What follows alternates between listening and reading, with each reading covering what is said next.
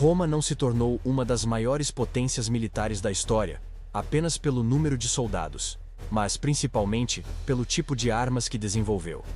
Neste vídeo, você vai conhecer 7 invenções que transformaram os legionários romanos em uma máquina de guerra. Do gládio à balista, cada ferramenta foi criada para dominar o inimigo. O segredo dessas armas estava na maneira como eram combinadas, formando um sistema coeso e inteligente, criado para garantir a vitória. 1. Gládio. Enquanto outros povos utilizavam espadas longas, Roma adotou o gládio. Curto e reto, com cerca de 60 centímetros, era feito para ser usado em formações fechadas, permitindo estocadas entre os escudos e golpes direcionados a pontos expostos do corpo. O gládio atendia a uma necessidade prática no combate corpo a corpo. Sua origem remonta aos combates contra os ibéricos, nas guerras púnicas. Os romanos observaram a eficácia da arma e passaram a produzi-la com algumas modificações. A lâmina era endurecida por fora e mantida mais maleável por dentro, o que aumentava sua durabilidade e capacidade de absorver impactos. Durante o treinamento, os legionários repetiam os mesmos movimentos com o gládio, até que a execução se tornasse automática. A arma não era usada de forma isolada, mas integrada a uma lógica de combate coletivo. Era parte de um sistema estruturado, em que cada equipamento, cada movimento e cada soldado cumpriam um papel específico no funcionamento da legião. 2. Scutum.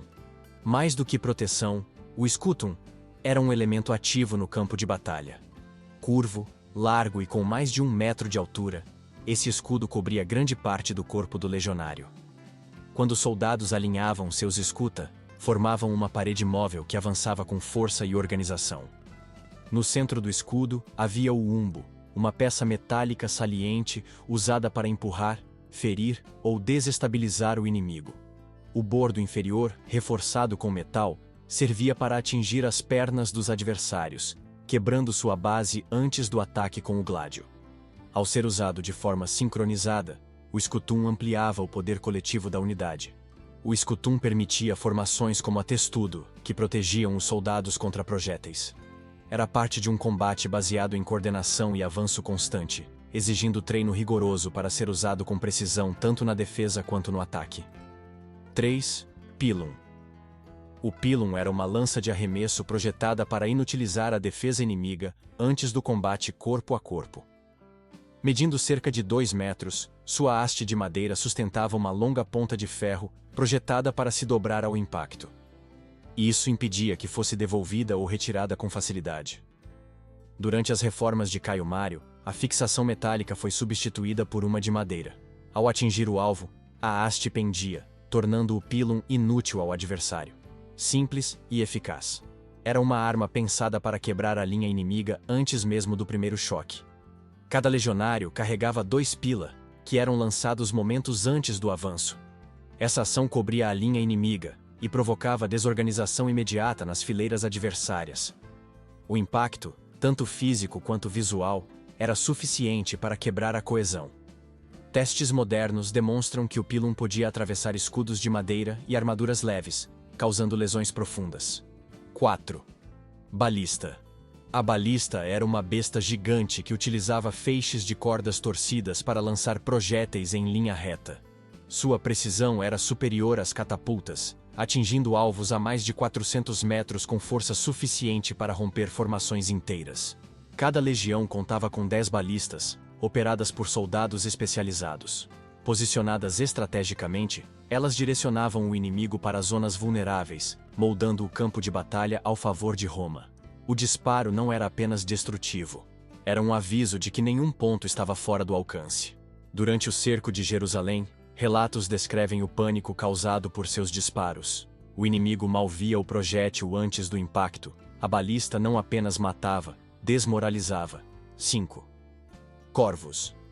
Sem tradição naval, Roma precisava de uma solução para enfrentar Cartago no mar. Criou o Corvus, uma ponte com gancho na ponta. Quando um navio inimigo se aproximava, o Corvus se fixava e permitia que os legionários atravessassem para o combate corpo a corpo. Na Batalha de Mylae, em 260 a.C., a invenção provou seu valor. Navios tecnicamente inferiores capturaram embarcações cartaginesas com eficiência. O corvus anulava a manobrabilidade inimiga e impunha o estilo de luta romano no mar. Foi uma forma de transformar fraqueza em vantagem. Seu peso, no entanto, comprometia a estabilidade dos navios, aumentando o risco em tempestades. Apesar disso, a estratégia funcionava. Roma adaptava o terreno à sua força, mesmo quando o terreno era o mar. 6. As armas incendiárias. Muito antes do famoso fogo grego, os romanos já experimentavam o uso de substâncias inflamáveis em guerra. Compostos feitos de betume, resina, enxofre, nafta e cal viva eram lançados contra navios, fortificações e agrupamentos inimigos. O contato com a água, em vez de apagar as chamas, provocava uma reação violenta que aumentava ainda mais o fogo. Isso criava um efeito inesperado e aterrador, espalhando confusão e medo entre os inimigos. No cerco de Massília, em 49 a.C., projéteis incendiários foram usados contra embarcações que defendiam a cidade. Relatos da época descrevem como as chamas se espalhavam rapidamente, impossibilitando qualquer contenção com métodos convencionais. Em outros episódios, o simples sinal das chamas romanas já bastava para provocar recuo ou rendição. Análises arqueológicas encontraram vestígios desses compostos em sítios militares, sugerindo que havia um preparo sistemático para seu uso. Os romanos também desenvolveram métodos para conter acidentes, utilizando areia vulcânica, couro embebido em líquidos ácidos e outros materiais que tentavam neutralizar o avanço do fogo. As armas incendiárias não eram usadas em larga escala, mas funcionavam como instrumentos pontuais de dissuasão e ruptura. Sua função principal não era destruir completamente, mas desequilibrar o inimigo e abrir caminho para a próxima fase do ataque. 7. Espada.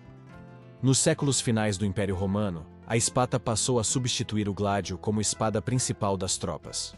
Com lâmina mais longa, geralmente entre 70 e 90 centímetros, ela oferecia maior alcance e era especialmente eficaz em formações mais soltas e no combate montado.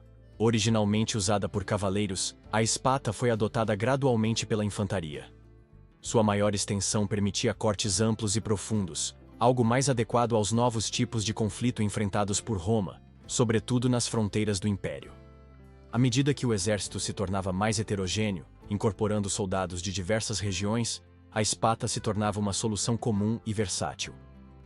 A substituição do gládio pela espada não marcou apenas uma mudança de armamento, mas refletiu uma transformação nas táticas militares e na estrutura das legiões. Era uma espada adaptada a um império em transição, mais descentralizado, mais móvel e em constante resposta a novas ameaças. Não se esqueça de deixar seu like e se inscrever no canal. Isso fortalece nosso trabalho e ajuda a manter a história viva por aqui. E aproveita! Tem outro vídeo aparecendo na tela agora, cheio de segredos do Império Romano que você precisa conhecer. Te vejo lá.